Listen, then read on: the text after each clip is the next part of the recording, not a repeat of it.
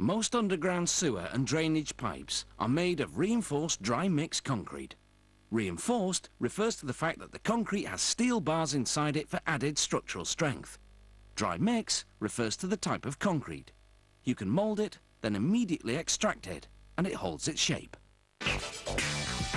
Concrete pipes come in a range of length and diameter, and they have a 100-year lifespan. Dry mix concrete is made of stone, coarse sand, Portland cement, which is a finely ground blend of clay and limestone, water, and a chemical that acts as a water reducer. Trucks unload the sand and stone into outdoor storage bins. The materials automatically drop onto a conveyor belt, which transports them to storage silos above the factory floor. The cement arrives by cement tanker, which blows it into a silo. All the silos feed the mixer. As the ingredients blend, the cement and water combine to form a paste. That coats the sand and stone.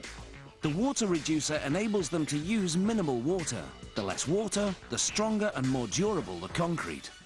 Meanwhile, workers use a special machine to build what's called the cage, a circular steel frame that will form the pipe's internal structure, its backbone. They insert 2.5-meter-long steel rods in a circular configuration, pushing each rod partway through the machine to the other side.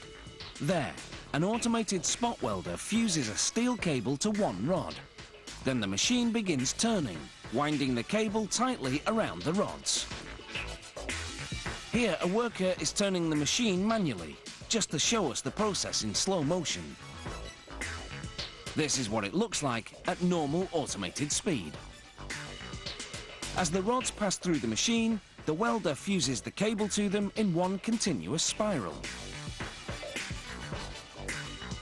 As the spiral cable reaches the end of the rods, the machine's claws spread outward, forming a wider section on the end.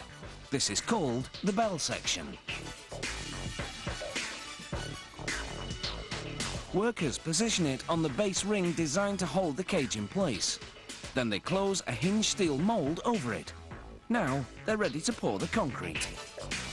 A forklift transports the mould to a machine called the packer head. They position the mould directly under it.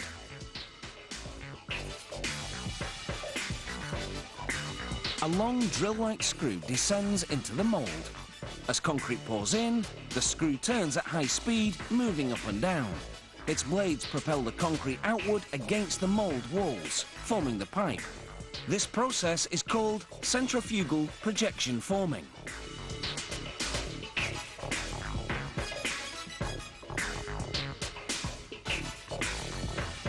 The process for making large diameter pipes is slightly different. A welder fuses spacers to the cage, both inside and out. These will center the cage inside the mould. Workers position the cage onto a base ring, then lower the outer part of the mould, called the outside form, over it. After securing it to the ring, they lower the unit over the smaller inner part of the mould, called the inside form. An overhead funnel pours concrete into the cavity between the two mould forms.